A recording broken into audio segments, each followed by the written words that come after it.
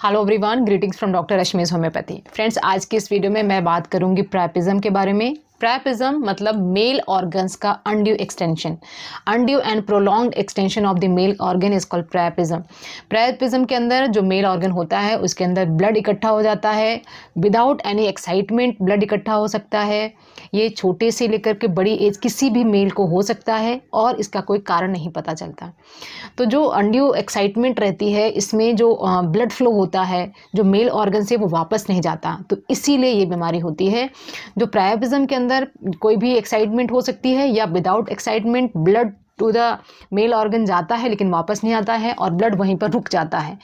इसके कारण लगातार एक्सटेंशन बनी रहती है, आधे घंटे से लेकर 1 घंटे तक extension of the male organ बनी रहती है और उसके कारण वहाँ पर दर्द हो सकता है, बहुत ज़्यादा पेनफुल इरेक्शन होता है, तो इसको ही हम प्रायपिज्म बोलते हैं। तो प्रायपिज्म मेनली होता है क्योंकि ब्लड फ्लो जा रहा है मेल ऑर्गन में और अनड्यू एक्सटेंशन बना हुआ है, अनड्यू इरेक्शन बना हुआ, वो इरेक्शन ख़त्म नहीं होता है, पेशेंट को बहुत ज़्यादा पेन होता है ड्यूरिंग एक्साइटमेंट।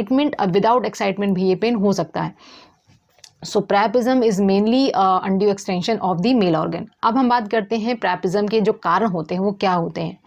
सो प्रायपिज्म का जो मेन कारण होता है वो होता है, आजकल बहुत ज़्यादा आप देख रहे होंगे कि पीई और ईडी यानी प्री मैच्योर इजैकुलेशन या ईडी यानी अर्ली डिस्चार्ज, इन दोनों के केसेस में लोग जो है दवाइयाँ लेने से हिचकते नहीं हैं, जल्दी जल्दी से कोई ना कोई दूसरी दवाई लेना चाहते हैं, कभी ये दवाई तो कभी वो दवाई, और इसी के साइड इफेक्ट के कारण आपको प्रायपिज्म हो सकता है। तो याद रखिए, अगर आप सेक्सुअल एक्साइटमेंट के लिए कोई दवाइयाँ लेना चाहते हैं तो आप सतर्क रहें कि आपको प्रायपिज्म हो सकता है। दूसरा जो बड़ा कारण प्रायपिज्म का होता है वो ब्लड थिनर्स होते हैं। अगर आप एस्पिरिन ले रहे हैं या किसी भी तरह का आपको ब्लड थिनर लगा हुआ है तभी भी आपको प्रायपिज्म हो सकता है। अगला कारण ब्लड प्रेशर का होता है। जिन लोगों को ब्लड प्रेशर ज़्यादा होता है उनके अंदर भी पेनाइल एरिया में ब्लड जाने के बाद वापस नहीं आ पाता है, तो वहाँ पर भी कारण हो सकता है। इसके अलावा ओल्ड एज में भी प्रायपिज्म हो सकता है और जो सबसे बड़ा रीज़न प्रायपिज्म का होता है वो सिकल सेल अनीमिया का होता है। तो जिन लोगों को सिकल सेल अनीमिया होता है उनके अंदर भी प्रायपिज्म होने के चांसेस ज़्यादा होते हैं। सो प्रायपिज्म के कारण हमने जाने, अब हम जानते हैं इसके लक्षण। इसके जो लक्षण होते हैं, सबसे इंपॉर्टेंट चीज़ है कि विदाउट एक्साइटमेंट इसमें इरेक्शन रहता है, ज़्यादा देर तक इरेक्शन रहता है, छोटे से बच्चे से लेकर के बड़े तक में किसी को भी ये प्रॉब्लम हो सकती है और ये कंडीशन बहुत ज़्यादा पेनफुल होती है। तो ये सारी चीज़ें होती हैं जिसके पता चलता है कि प्रायपिज्म है। प्रायपिज्म कई बार एक खतरनाक कंडीशन हो जाती है क्योंकि जो ब्लड मेल ऑर्गन तक पहुँचा है थोड़ी देर बाद वो डीऑक्सीजनेटेड हो जाएगा यानी इम्प्योर ब्लड हो जाएगा और इम्प्योर ब्लड बहुत देर तक वहाँ रुका रहेगा, तो वहाँ पर डीजनरेशंस क्रिएट कर सकता है। इसको बहुत इमीडिएट अटेंशन देने की ज़रूरत है। जो प्रायपिज्म होता है ये 3 तरह के हो सकते हैं।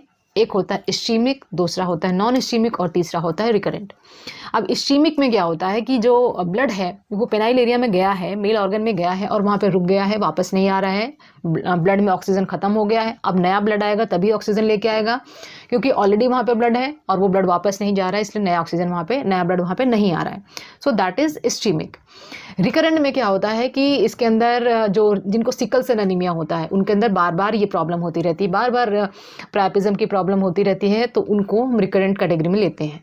नॉन इस्चीमिक के अंदर क्या होता है, कभी फ्लो अच्छा है, कभी फ्लो ख़राब है, कभी प्रायपिज्म हो रहा है, कभी नहीं हो रहा है, कभी ब्लड का फ्लो अच्छे से जा रहा है, कभी ब्लड का फ्लो रुक जा रहा है। तो नॉन इस्चीमिक होता है जिसमें कई बार ब्लड भी आता है और कई बार वापस भी जाता है, लेकिन एक्सटेंशन इसमें बना रहता है। तो मेल ऑर्गन का एक्सटेंशन बना ही रहता है प्रायपिज्म के केस में। अगर हम बात करें इसके इलाज के बारे में, तो इसका जो इलाज होता है, सबसे पहले अगर प्रायपिज्म आप फेस कर रहे हैं, अनड्यू एक्सटेंशन हो रहा है, विदाउट सेक्सुअल एक्साइटमेंट हो रहा है, तो इमीडिएट आप आइस पैक्स यूज़ कर सकते हैं। आइस पैक्स यूज़ करने से भी ब्लड का फ्लो धीरे धीरे कम होना शुरू होगा, ब्लड वापस जाना शुरू करेगा आपके हार्ट की तरफ। और जो दूसरी चीज़ में किया जाता है, आपको डॉक्टर की एडवाइस लेनी पड़ेगी। डॉक्टर को अगर लगता है तो उसमें एस्पायरेशन किया जाता है, यानी जो एक्स्ट्रा ब्लड वहाँ पे इकट्ठा हो गया उसको निकाला जाता है। और अगर बार बार आपको ये प्रॉब्लम हो रही है तो इसमें सर्जरी की जाती है। तो ये चीज़ें हैं जो आपको प्रायपिज्म में ध्यान रखनी है। अगर आपको undue extension of the sexual organ हो रहा है विदाउट एनी सेक्सुअल एक्साइटमेंट, तब आपको ये जानना है कि आपको प्रायपिज्म है और इसको आप लाइटली नहीं ले सकते क्योंकि ये गंभीर समस्या हो सकती है। अगर आपको पेनफुल इरेक्शन होता है तभी भी ये प्रायपिज्म में ही लिया जाता है। अगर हम बात करें इसके ट्रीटमेंट की, होम्योपैथी की कुछ मेडिसिन हैं जो प्रायपिज्म के लिए बहुत ही पर्टिकुलर हैं और बहुत ही अच्छी हैं। ये अगर आप इनिशियल स्टेज में लेते हैं, प्रायपिज्म होने से पहले अगर आप लेते हैं या कभी आपको पहले थोड़ा बहुत प्रायपिज्म हुआ है थोड़ा बहुत पेनफुल इरेक्शंस हुए हैं तब आप इन दवाइयों को लेते हैं, तब आपका जो blood flow to the organ, back to the organ, वो स्टिमुलेट होता है, वो सही रहता है। होम्योपैथी की दवाइयाँ, पिक्रिक एसिड, ये बहुत अच्छी दवाई है, स्पेशली ये काम करती है आपके स्पाइनल कॉर्ड पर। स्पाइनल कॉर्ड पे काम करने के साथ साथ में ये ब्लड फ्लो को रेगुलेट करती है, तो पिक्रिक एसिड आप ले सकते हैं। जो दूसरी दवा प्रायपिज्म के लिए दी जाती है वो है सैलिक्स नाइग्रा। ये दोनों दवाइयाँ, पिक्रिक एसिड और सैलिक्स नाइग्रा को आपको 30-30 पावर में लेनी है। 4-4 बूंदें 2-2 बार आपको लेनी है, और 15 से 20 दिन तक अगर आप इस दवाई को लेंगे तो प्रायपिज्म आपको दोबारा नहीं होगा। ऑल्दो अगर इमीडिएट आपको प्रायपिज्म हुआ है तब आप डॉक्टर से कंसल्ट कर सकते हैं और इमीडिएट आप हेल्प ले सकते हैं। एक और दवा जो प्रायपिज्म के लिए बहुत अच्छी है वो है थाइमोल। थाइमोल एक दवा होती है जो प्रायपिज्म की एकदम एक्सक्लूसिव दवा होती है, गोल्डन रेमेडी हम बोल सकते हैं। तो ये 3 दवाइयाँ हैं जो आपको मेल सेक्स ऑर्गन में अगर इरेक्शंस हो रही हैं तब आप ले सकते हैं, जिससे आपका जो ब्लड फ्लो होगा to the organ, back to the organ ठीक होगा और आपको प्रायपिज्म दोबारा नहीं होगा। तो ये दोबारा रोकने के लिए होम्योपैथिक दवाइयाँ हैं जिसको आप ले सकते हैं, और ये दवाइयाँ हैं वो सबके लिए सेफ़ हैं। अगर बच्चे के अंदर प्रायपिज्म आप देख रहे हैं, छोटे बच्चे हैं, उनके अंदर undue extension of the organ हो रहा है, उन बच्चों को भी ये दवाइयाँ दे सकते हैं। तो अगर ओल्ड एडल्ट हैं जिनको कोई दवाइयाँ चल रही हैं, बीपी वगैरह की दवाइयाँ चल रही हैं, ब्लड थिनर्स चल रहे हैं, वो भी इस दवाई को ले सकते हैं। अगर आप ईडी या पीई की कोई दवाई ले रहे हैं, कोई भी दवा आपकी हो सकती है, वो एलोपैथिक, आयुर्वेदिक, होम्योपैथिक, वो आप नहीं लें। और साथ के साथ अगर कोई भी तरह की आपकी मेंटल डिसऑर्डर की दवाई चल रही है या डिप्रेशन की दवाई चल रही है, तभी भी आप एक बार डॉक्टर की सलाह ज़रूर ले लें अगर आपको प्रायपिज्म की समस्या हो रही है। सो प्रायपिज्म क्योंकि बेसिकली इन्हीं कारणों से होता है, तो आप एक बार जाँच ज़रूर करवा लें कि क्या कारण बन रहा है आपके प्रायपिज्म का। अगर आप मुझसे प्रायपिज्म से रिलेटेड या किसी भी प्रॉब्लम से रिलेटेड मुझसे बात करना चाहते हैं तो कॉल मी फॉर आपका यूज़ कर सकते हैं, जिसकी बाकी की डिटेल्स आपको डिस्क्रिप्शन में मिल जाएगी।